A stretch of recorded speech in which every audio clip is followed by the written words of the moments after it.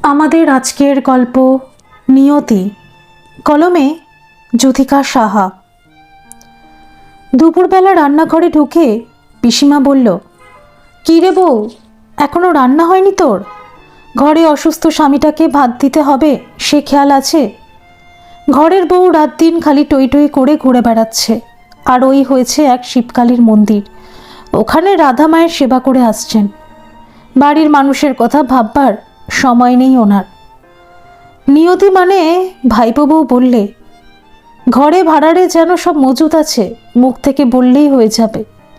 চাল ডালের জোগাড় ছিল, এই তো নিয়ে এলাম। সেই ওই শিবকালী মন্দিরে রাধা মা দয়া করলেন বলেই আজ ঘরের মানুষের পেট ভরবে।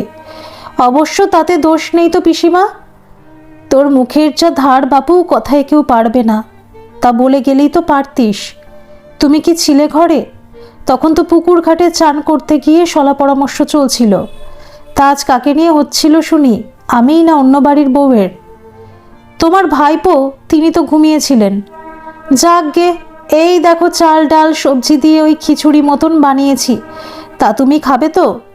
পেঁয়াজ নেই, নিরামিষ। তেল তেমন ছিল না, ওই তরকারি আর হলো না। দেখি ওবেলা কি করতে পারি। পিসিমা নরম সুরে বললে, রাগ করিস নে, কোন ছোট বয়সে বেধবা হয়েছি, আর তারপর এই দাদার সংসারে। বৌদি অজানা জ্বরে মরে গেল, ভেবেছিলাম কাশিতে চলে যাব, কিন্তু দাদা আর এই শিবনাথকে ফেলে যেতে পারলাম না। দাদাও বলল, সদু তুই আমাদের ছেড়ে যাস নে, ছেলেটা মা হারা, ছেলেটাকে কে দেখবে বল? শিবুর তখন বয়স 12 কি 13 হবে। সেই থেকেই এই সংসারে। দাদা জমির কাজ করতেও চলে যেত, মন্দ নয়, কিন্তু এই শিবুটা বলতেই। পিসিমা থামলে, যে কি বলো? বুঝেছি, তুমি যেটা লুকোচ্ছ আমি জানি, ওর হাঁপানি রোগ, তাই তো? আমার বিয়ে হলো তাও 2 বছর হয়ে গেছে, তখন তো একথা গোপন করেই বিয়ে দিয়েছিলে। তোমার বয়স হয়েছে, খাটতে পারছিলে না, জানি, সব জানি, তবু চুপ করে থাকি। ওই যে নিয়তি নামটা আমার, বুঝেছ? কপালে এর থেকে আর ভালো শ্বশুরঘর জুটবে? আমার ছোটবেলায় মা মারা গেল, ছোট ছিলাম বলে বাবা আবার নতুন মা আনলো আমার জন্য, কিন্তু কপাল দেখো, সে আর মা হলো কোথায়। তিনি বললেন এ মেয়েকে সংসারে রাখা চলবে না। অগত্যা বড় মামাকে বাবা সব বলতেই মামা শুনে আশ্রয় দিল ঠিকই। সেখানেই কপাল, মামিমার মন পাওয়া যায়? শহরে থাকতো, সংসারের সর্বস্ব করিয়ে নিত, তবুও অবহেলায় পড়ে থাকতাম। মামিমার এক বিস্তত বৌদি আসতেন মাঝে মাঝে, আমাকে খুব ভালোবাসতেন। তাতেও মামিমা বলতো আমি নাকি তাকে বশ করেছি। তিনি আমাকে প্রায়শই তাদের বাড়িতে নিয়ে যেতেন, মামা মামির অনুমতি নিয়েই। পিসিমা অমনি বলে উঠল, ও ওই যে তোকে তার দেওরের বউ করে নেবে, খুব পছন্দ ছিল সেই বৌদি? শুনেছি ছেলের মা রাজি হয়ে কথাও দিয়েছিল, তারপর সে ছোড়া নাকি বিলেতে চলে গেল। এখন বিয়ে করবে না বলে বৌদির মুখের ওপর জবাব দিয়েছিল। বলি বৃত্তান্তখানা কি? তার কি পাত্রী পছন্দ করা ছিল না অন্য কিছু? তোমার ওই এক দোষ সবেতেই কৌতূহল। কেন, এখন জেনে কি হবে? তুমি তাকে খুঁজে আনবে নাকি? তোমার এই যে হেপো রোগী ভাইপো, তার ওপর বাউন্ডুলে, তাকে ওই নিবারণ ডাক্তার মানা করেছিল যে ওর বিয়ে দিও না। আমি জানি নিবারণ কাকা সব বলেছে, তুমি কেন বিয়ে দিলে তাও জানি। তোমাকে দেখেছি ছোট থেকে মামা বাড়িতে যেতে। মামির মা মানে দিদা তোমার মাসি হয়, ঠিক কিনা বলো? আরে বাবা, তা তো ঠিক, আত্মীয় স্বজন ওরকম লতায় পাতায় হয়েই থাকে। কিন্তু পিসিমা তোমাকে, মামি চিঠি দিয়েছিল আমাকে ঘাট থেকে নামানোর জন্য। তুমি তাকে একবার বলে এসেছিলে ভাইপোকে বিয়ে দেব, আমাকে পছন্দ। সে তোমাকে বেশ কিছু টাকা দিয়েছিল, তাই তো? তুমিও লেগে পড়ে এই আমাকেই উদ্ধার করে নিয়ে এলে। পিসিমা ওরে তালে তোকে ওই বৌদির দেওর বিয়ে করলো না যে বড়, এ কথা ঠিক। তোকে একবার যে দেখবে সে চোখ ফেরাতে পারবে না। এ গাইতে সবাই বলে সদু শিবুর একখানা বউ এনেছিস বটে, যেন অন্নপূর্ণা। বউ অমনি বলে উঠল, ওহো তাই আমি এলাম, আর তোমাদের ঘরের ভাণ্ডারও একেবারে শূন্য হয়ে গেল, হাসতে হাসতে। পিসিমা, তা কেন? এতদিন তো চলছিল যা হোক করে, ওই ওই শিবুর অসুখটা বেড়ে গিয়ে চিকিৎসা করাতে জমি বাধা দিলাম, সে আর ছাড়ানো গেল না। তবু হরিপদ দাদার কথা মাথায় রেখে কিছু দেয়, কিন্তু দিন দিন যা জিনিসপত্রের দাম বাড়ছে তাতে আর চলে। এই যা। ও পিসিমা, আরে খিচুড়ি যে ঠান্ডা বরফ হয়ে গেল মনে হচ্ছে, নাও খেয়ে নাও, গপ্প পরে হবে ক্ষণ। ও ঘর থেকে শিবু হাঁপানো গলায় বলে উঠল, বলি ঘরে একটা মানুষ বেঁচে আছে নাকি? তার খিদে তেষ্টা বুঝি নেই? কথা শেষ না হতেই খাবার থালা হাতে নিয়ে সামনে নিয়তি নরম সুরেই বলল, ওঠো খেয়ে নাও। দেখে বলল, খিচুড়ি নিরামিষ? কি করব, তাই কোনো রকমে জোগাড় হয়েছে। তাছাড়া আমিষ করলে পিসিমা কি খেতেন? শিবু বললে, বলি পেঁয়াজ দিতে কি দোষ? বউ বললে, তুমি তো আমার থেকে তাকে ভালো করেই জানো, তারপর কি করে বলো শুনি? ওরে বাবা, ঘাট হয়েছে, নাও হলো তো। বলছি মন্দিরে গেছিলে, ওখানে আজ পায়েস ভোগ হয়নি? নিয়তি বললে, দিয়েছে রাধামা তোমার জন্য আর পিসিমার জন্য 2-4টে ফল কোচরে ভরে দিলেন। তার যে একাদশী মা জানেন। পায়েসের শালপাতার বাটি সামনে দিলে সে তো খেয়ে খুব খুশি। তারপর শুয়ে পড়লে। পিসিমা হাঁক দিলেন, ওরে বউ খাবি, আয় দেখি। শিবু বললে, তোমার বুঝি খাওয়া হয়নি? বউ বললে, তোমাকে না খাইয়ে কোনোদিন খেয়েছি? বলে সে ঘরের বাইরে এলো। নিয়তি তখন সবে খেতে বসেছে, অমনি সনাতনের মা এসে বললে, ও শুধু, তুই কিছু শুনেছিস? শুধু, কি শুনবো? কি গো খুড়ি? খুড়ি বললে, আরে বাবা, সে কথাই তো বলতে এলাম যে ওই হরিপদ চৌধুরী তাদের সব জমি জমা তার ছেলে নাকি তলায় তলায় বিক্রি করে দিয়েছে। সে তো কলকাতায় থাকে, এখন ওখানেই বাসা কিনেছে। ওখান থেকে সব গাড়ি নিয়ে কয়েকজন লোক এসেছে, সব মাপঝোপ হচ্ছে। ওখানে কারখানা হবে রে, কি সর্বনাশ। শুধু, ও মা তাই? কিন্তু এ গ্রামের প্রায় অনেক মানুষের জমি যে ওদের কাছে বাধা আছে। কি হবে এখন?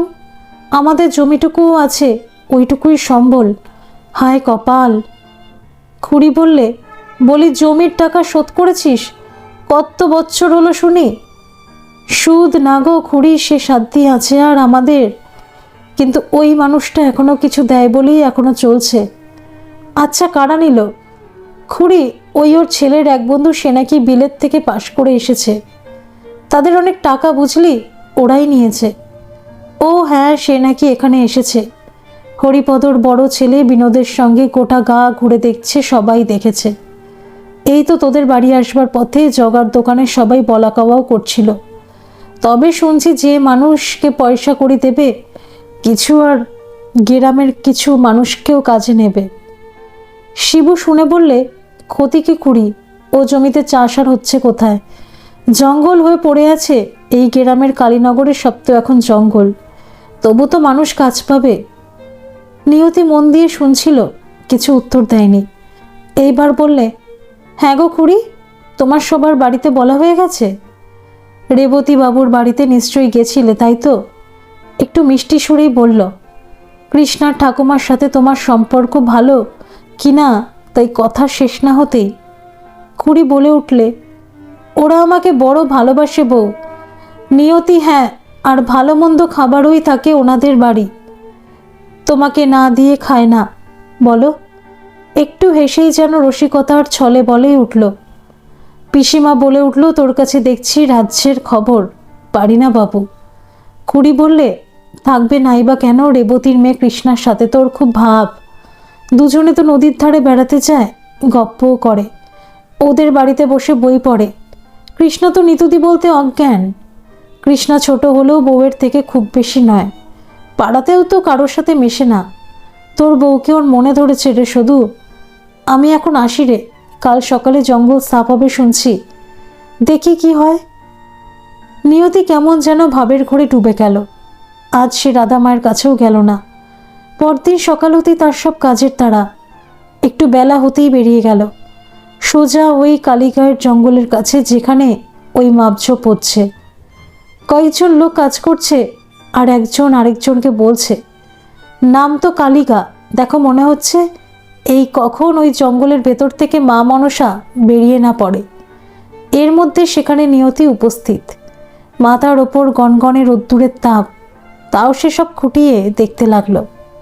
একজন ভদ্রলোক, চোখে সানগ্লাস, লম্বা, দেখতে শুনতেও ভালো, তিনি এগিয়ে এসে বললেন, আপনি এখানে কি করতে? বলতেই নিয়তির খই ফোটা মুখে অমনি বলে, আপনি বা কি করছেন?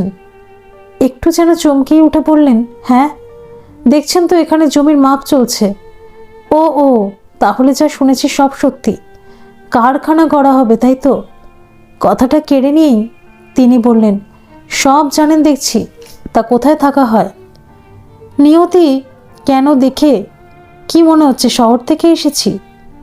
না না, তা নয়, বলছিলাম এ গ্রামেরই মেয়ে। নিয়তি এবার একটু জোরেই বলল, না, আমি এ গায়ের বউ, এখানেই থাকি।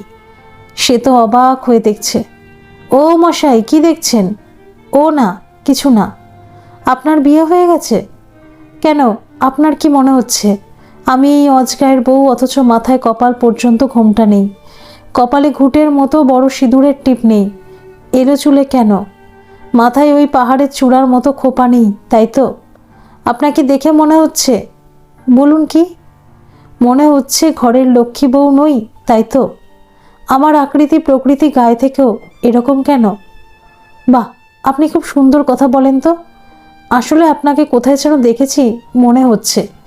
আচ্ছা, বিয়ে হয়েছে কতদিন? আগে কি শহরে থাকতেন? এইবার দেখছি আপনি উকিলের জেরা শুরু করেছেন। এই রে, এ তো দেখছি কারখানার বদলে কোর্ট না হয়ে যায়।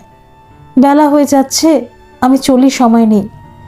দাঁড়ান, একটু বলছিলাম, আপনার বুঝি ইচ্ছে নেই এখানে কারখানা হোক?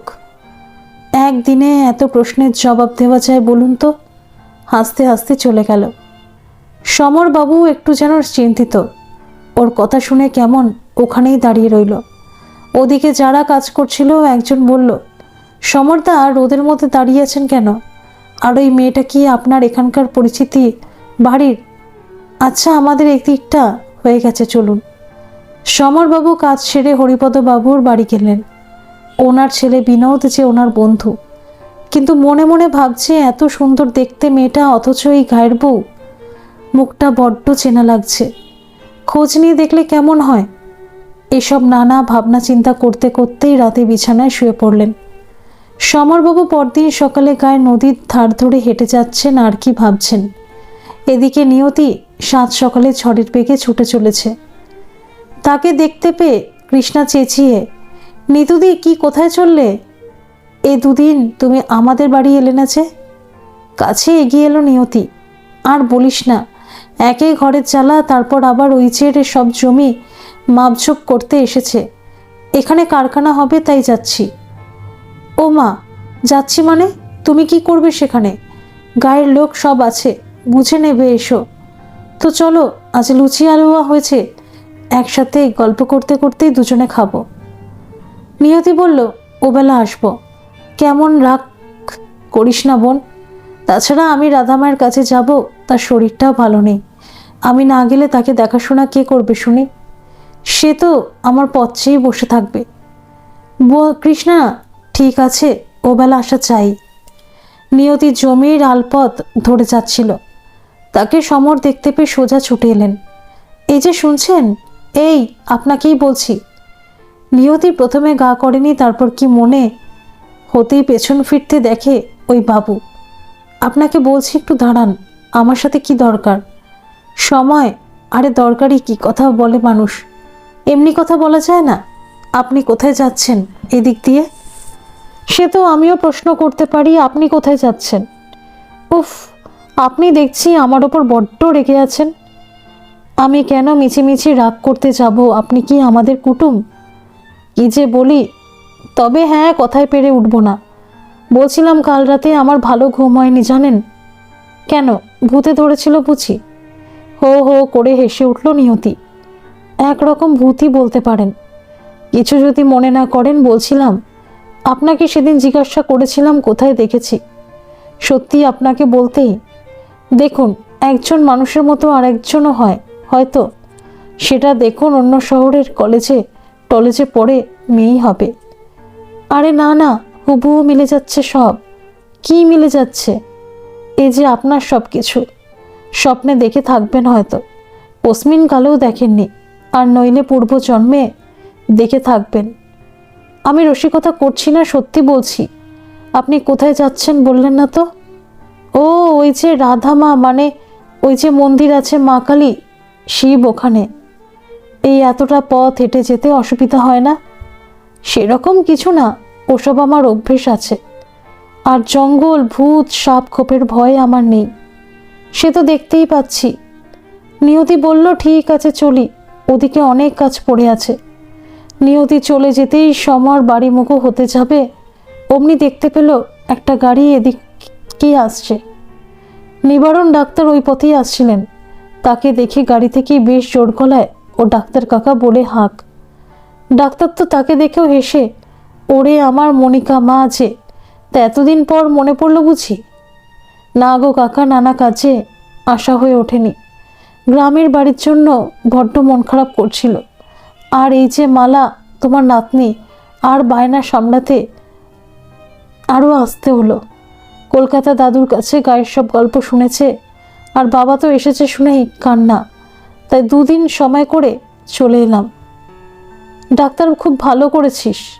এই যে দিদিমণি, আমি তোমাকে সব ঘুরিয়ে দেখাবো, একেবারে নিশ্চিন্তে থাকো, বুঝলে? হাসতে হাসতে চলে গেল।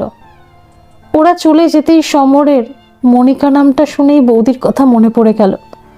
আরে হ্যাঁ, বৌদির বাড়িতে পুজোর সময় দেখেছিলাম মেয়েটাকে আর মাকে। দেখাতেই বৌদি নিজে ক্যামেরার ছবি তুলে নিয়ে গেছিল। মায়েরও পছন্দ ছিল তো 100 ভাগ, কারণ বৌদির মুখে সব শুনেছিল মেয়েটার কথা। কিন্তু সেদিন আমি বিয়ে করতে রাজি হইনি। বললাম আমি বাইরে যাচ্ছি, এখন বছরখানেক কিচ্ছু করতে পারবো না। বৌদি বলেছিল বটে, বিয়ে করেই না হয় বাইরে চেয়েও ঠাকুরপো, এতে ক্ষতি কোথায়? ভালো করে যাকে দেখনি, কথা হয়নি, তার ওপর বলছো স্কুলই পাস দেয়নি। বৌদি বলল, জানো তুমি, একটু গড়ে পিঠে নিও, মেয়েটা সত্যিই অনন্যা, দারুণ বুদ্ধিগান গায়, ভালো। আরে মহাভারত, রামায়ণ, এমনকি নামি দামি লেখক লেখিকার বই পড়ে। ওর মামার ছেলে ওকে এসব বই দেয়, ওর কাছে অনেক কিছু শেখে কাজের ফাঁকে। শুধু একটু যদি সুযোগ পেত এই মেয়ে, তোমার জন্য অপেক্ষা করতো না। সবই কপাল, বুঝলে? এই মেয়েটা, কি সে? আচ্ছা, বৌদিকে একটা টেলিফোন করে দেখবো, মনে মনে ভাবতে লাগলো। সেদিন রাতে সে বৌদিকে ফোন করতেই সব পরিষ্কার হয়ে গেল। এবার সমরের মনটা মুষড়ে পড়ল। সত্যি ভুল করেছি, এখন তো দেখছি রূপ নয়, শুধু বুদ্ধিমতী। এখন সমরের সাথে মাঝে মাঝে নিয়তির কথা, কখনো নদীর ধারে, আবার কখনো জমির পাশের রাস্তায়। নিয়তি তো তার বিন্দু বিসর্গও জানতো না। তার তো ঠোঁটকাটা, মুখে কথা বলে চলেই যেত। এর মধ্যে হলো কি, গায়ের মানুষের চোখের সামনে এসব তাদের সকলের মধ্যে কানাঘুষা শুরু হয়ে গেছে। যা হয় বটতলার মোড়ে জগার দোকানের সামলাবে কত কেচ্ছার সব কথা আলোচনা তাকে লেবু চটকানো করে ফেলেছে। সেদিন নিয়তির ফিরতে দেরি হয়েছিল। বিকেলে রাধা মায়ের কাছ থেকে ফেরার পথে সমরবাবু সাথে মুখোমুখি হতেই সমর বলল, একটা সত্যি কথা বলবেন? আজ আপনার ওই ঠাকুরদারের নামেই না হয় বললেন। কেন, ঠাকুরের কথা আসছে কেন? নিয়তি বলে উঠল, না না, আপনি ঠাকুমার দেবতা, মানে ওই জন্যে বলতেই। নিয়তি বলে উঠল, জানেন এভাবে রোজ রোজ কথা বলতে গেলে গায়ের লোক কি বলবে? হ্যাঁ জানি, চরিত্রহীন, তাই তো। তা হোক, তাতেই রাজি। আপনি আমার কথা ভাবুন, আমি এই গায়ে থাকতে পারবো? আমার তিনকুলে কেউ নেই, কোথায় যাব বলতে পারেন? কেন, একটা অসুস্থ রোগীর সাথে একটা নিরীহ মেয়ের বিয়ে দেওয়াটা অন্যায় নয়? যেখানে ডাক্তার বারণ করে দিয়েছিল বিয়ে না দিতে, বলুন সত্যি কিনা? এটা আইনত নিষিদ্ধ কাজ। আইনের এত মারপ্যাচ আছে জানতাম না তো। তাহলেই এতদিন এই সংসারে বউ হয়ে এসে শুধুই ভূতের ব্যাগার কেটে মরেছি। আচ্ছা, আপনি কি চান যদি বলি আপনাকে, মানে তোমাকে? ভুল করেছেন, আমি এই গায়ের বউ ভাড়া করে মেয়ে মানুষ নই, বুঝলেন? আপনাদের মতো বড়লোক মানুষেরা যা বলবেন তাই মেনে নিতে হবে। আপনারা স্বার্থপর, গায়ের সোজা সরল মানুষকে নষ্ট করে ফুর্তি করতেই শিখেছেন। মন বলে কিছু নেই, আমরা গরিব হলেও সম্মান নিয়েই আছি। সত্যি আমি ভুল করেছিলাম সেদিন মনিকা বৌদিকে বিয়ের প্রস্তাব ফিরিয়ে দিতে। দাঁড়ান দাঁড়ান, মনিকা বৌদি বলতে গায়ের হরিত ঘোষ লেনের মল্লিকা বৌদি, তুমি সবটাই বুঝতে পেরেছ আশা করি। হ্যাঁ, না বোঝার কিছু নেই। তা এখন কি করবেন শুনি?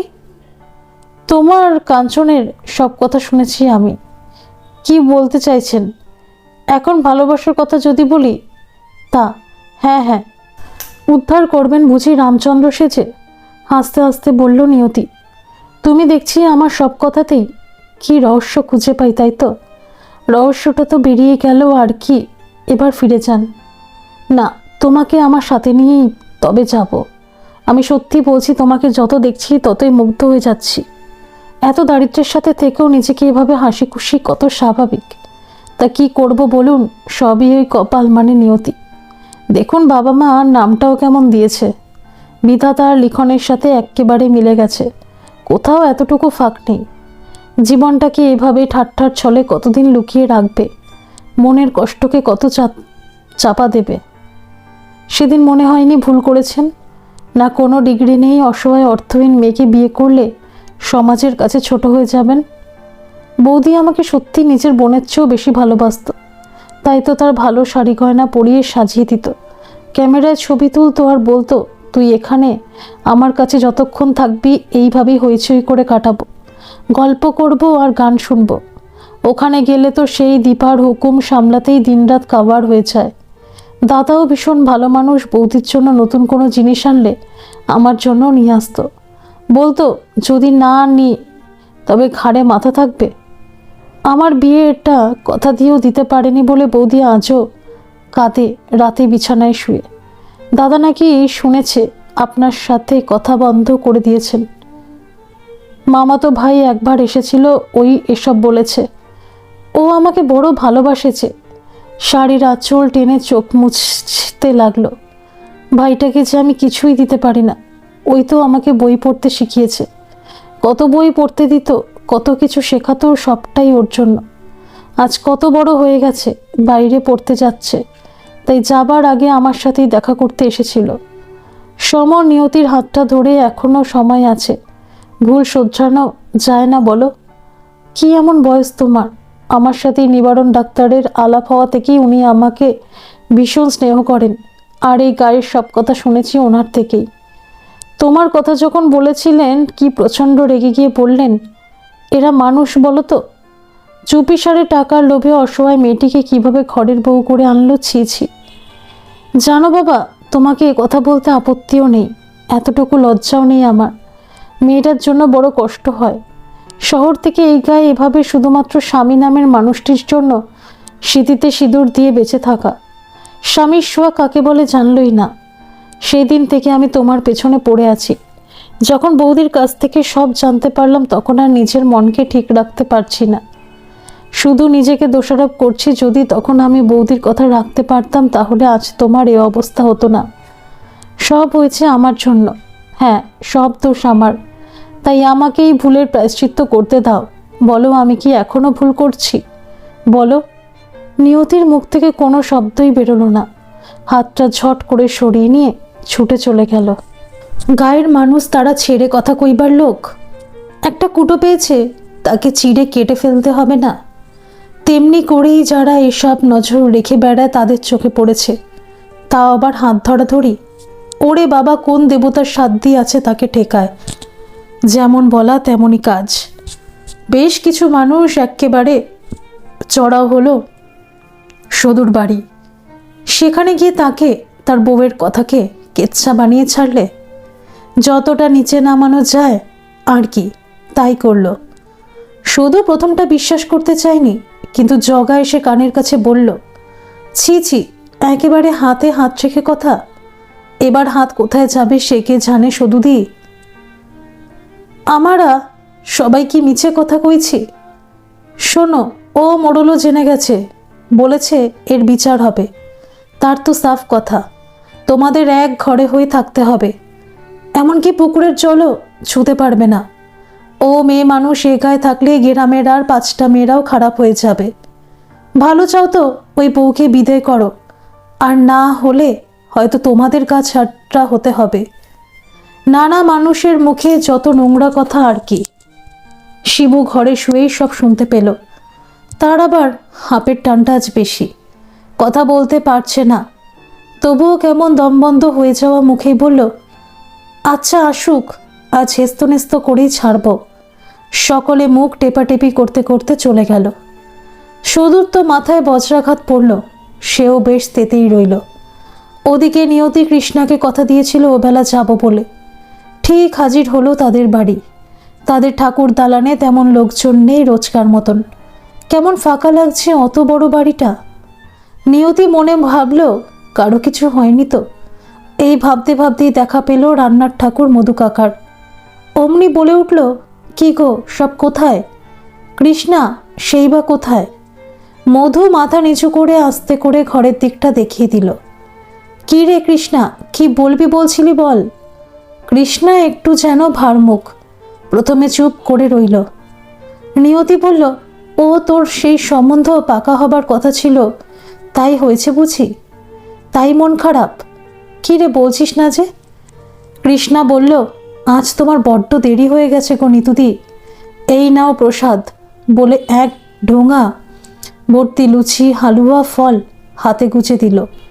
আচ্ছা তুই এখন পড়তে বসবি তো? ঠিক আছে, আমি যাচ্ছি, কাল আসবো কেমন?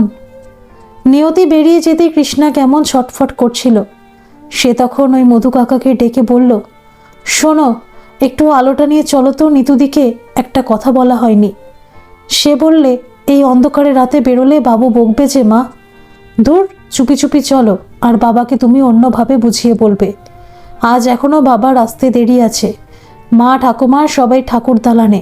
নাও পা চালিয়ে চলো দেখিনি। তারা দুজনে পড়িমড়ি করে ছুটে গেল। কৃষ্ণা নিতুদি বলে জোরে ডাক দিল। নিয়তি কৃষ্ণার গলার মতো আওয়াজ পেয়ে থমকে দাঁড়িয়ে পড়ল। পেছন করে দেখতে পেল আলো নিয়ে দুজন এদিকেই আসছে। ও মা, সে কি তুই এই অন্ধকারে? কৃষ্ণা বলল, শোনো নিতুদি, পরশু আমার আশীর্বাদ, তুমি আর আমাদের বাড়ি এসো না। বাড়ির লোক পছন্দ করছে না তোমাকে। কিন্তু সত্যি বলছি, আমি গায়ের লোকের কথা একদম বিশ্বাস করি না। ওরা তিলকে তাল করে ছাড়ে বলেই কেমন কেঁদে ফেলল। সবাই তোমার নামে খারাপ কথা রটিয়ে বেড়াচ্ছে। তাই তো বাড়ির সবাই আমাকে বলছে যে তুই ওর সাথে মেলামেশা করবি না। সামনে বিয়ে, শ্বশুর ঘরের মানুষ জানলে যদি বিয়ে ভেঙে যায়। মধুও বলল, হ্যাঁ গো মা, গ্রামের যা সব মানুষ, আমি তো এখানে আজ নয় কত বছর হয়ে গেল।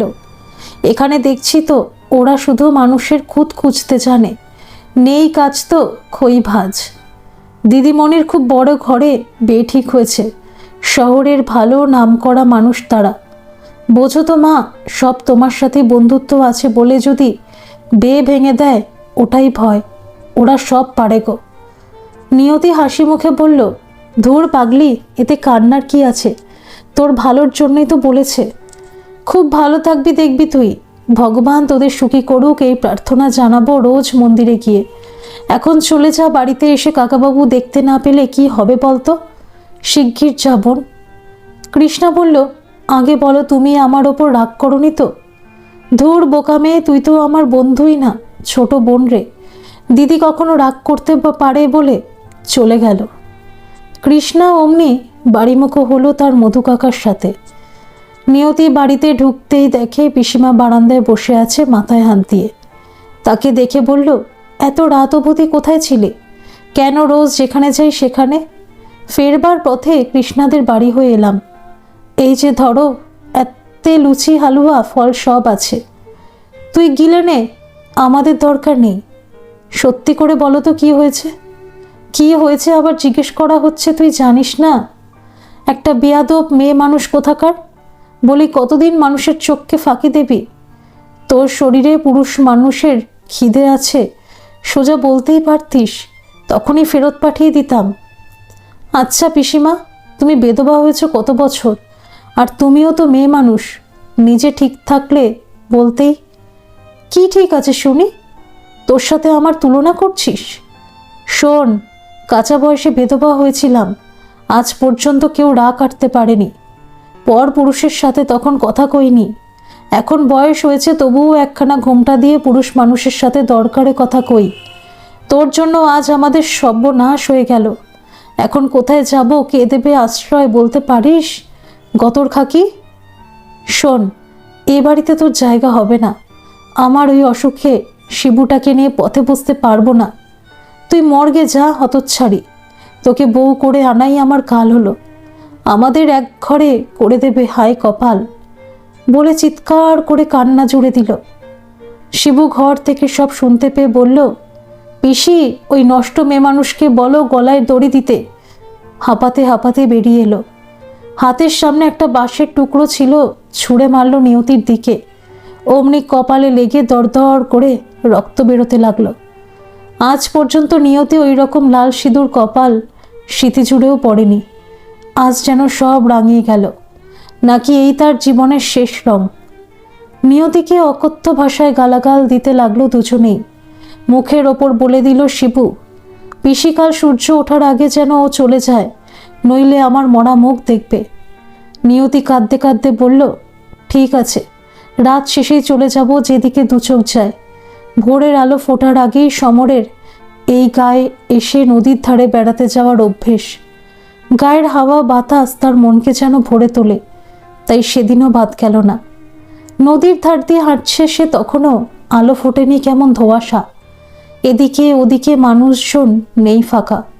হঠাৎ দূরে চোখ যেতেই দেখে নদীর জলে কে যেন ডুবে যাচ্ছে বলে মনে হচ্ছে। এগিয়ে যেতেই লাগলো সমর, প্রায় নদীর পাড়ে গিয়ে দেখছে একজন মহিলা এত ভোরের বেলায়। জুতো খুলে জলে ঝাঁপিয়ে পড়ে তাকে তুলে ধরতেই চমকে উঠল। পাজা কোলা করে তুলে নদীর পাড়ে শুয়ে দিল। অজ্ঞান হয়ে গেছে, কিন্তু একে যে বাঁচানো যাবে বুঝেই তার পেটের মধ্যেকার জল মুখ দিয়ে বার করিয়ে দিল। কিছুক্ষণ পর শরীর কেমন সাড়া দিল, মুখে কেমন গোঙানির আওয়াজ। সমর বললে, তুমি এ কাজ কেন করলে? আমাকে বাঁচালেন কেন? আমার মরতেও বাধা বলুন তো। সমর অমনি বলে উঠল, বাধা নয়, তোমাকে নতুন করে পাবো বলেই বোধ হয় ভগবান আজ এভাবেই আমাকে দিয়েই বাঁচার পথ দেখালেন। গতকাল আমার একটা ধারণা হয়নি যে তা নয়। কাকাবাবুর বাড়িতেই সব শুনেছিলাম। আমি ওনাদের বলেছি, সব কথা শুনে ওনারা অমত করেননি, কিন্তু বলেই দিলেন এবার হয়তো মেয়েটা প্রাণটাই না বিসর্জন দিয়ে দেয়। আজ থেকে দেখছি না তো এই গ্রামকে বহুদিন ধরে দেখা। তুমি শুধু একবার বলো আমাকে ক্ষমা করে দিয়েছ, সব রাগ অভিমান মুছে গেছে, একবার বলো। নিয়তি বলল ক্ষীণস্বরে, আমার ভাগ্যের সাথে নামের কত মিল, আরও যে কত সইতে হবে ঠাকুর। না, কিছু হবে না। আমি আজই এক্ষুনি তোমাকে নিয়ে যাব, আমার ঘরের সসম্মানে স্ত্রীর মর্যাদা নিয়ে থাকবে তুমি, বিশ্বাস করো। ওই দেখো কেমন পূব আকাশ রাঙা হয়ে উঠছে, নতুন দিনের বার্তা নিয়ে সূর্য উঠছে। আবারও একটা নতুন সকাল। কালকে সূর্যাস্ত যেমন সাক্ষী ছিল তোমার পুরনো জীবনের সব কিছুর জন্য, ঠিক আজ আবার নতুন দিনের সূচনায় ভোরের রাঙা সূর্যের আলোতেই ভরে উঠবে নতুন জীবন। এভাবেই পৃথিবীর বুকে নিয়ম করে তার আসা যাওয়া চলে। জীবনটাও ঠিক তাই। এসো, তাকে প্রণাম জানিয়ে সাক্ষী রেখেই দুজনের শপথের মালা গলায় পড়ে ভালোবাসার বন্ধনে আবদ্ধ করি নিজেদের। নিয়তির কপালে সেই রক্তের দাগ মিলিয়ে যায়নি তখনও, অক্ষত আছে, আর সেই রাঙা রক্তই বোধহয় তাকে নতুন বধূ সাজে সাজিয়ে দিল, একটা নারীর মনের স্বপ্নকে বাঁচিয়ে নতুন করে বাঁচার আশায়। নিয়তির লিখন বোধহয় একেই বলে, যে মনটা এতদিন ধরে আধারে ডুবে গেছিল, সত্যি আজ সে আলোর পথ খুঁজে পেল। জীবনে সেই প্রথম কল্পনায় দেখা পুরুষ মানুষটারই হাত ধরে। ভালোবাসা যদি অন্তর থেকে হয় তা শুদ্ধ পবিত্র, আর এই অন্তরের আন্তরিকতাই তাকে মনের মানুষের ঠিকানায় এভাবেই পৌঁছে দেয়। অন্যদিকে সংসারের স্বামী নামের অসুস্থ যে মানুষটার সাথে ছিল, তার ভাগ্যের লড়াই, তার জীবনেরও সমাপ্তি ঘটল। সবটাই ওর নিয়তি। ধন্যবাদ সকল বন্ধুরা। এই গল্পটি যদি আপনাদের ভালো লেগে থাকে তাহলে অবশ্যই একটা লাইক করে দেবেন, আর এই চ্যানেলে নতুন হয়ে থাকলে চ্যানেলটিকে সাবস্ক্রাইব করে আমার পাশে থাকবেন, আর পাশে থাকা বেল আইকনটিকে প্রেস করে দেবেন, যাতে সমস্ত গল্পের নোটিফিকেশানগুলি সবার প্রথমেই আপনাদের কাছে পৌঁছে যায়।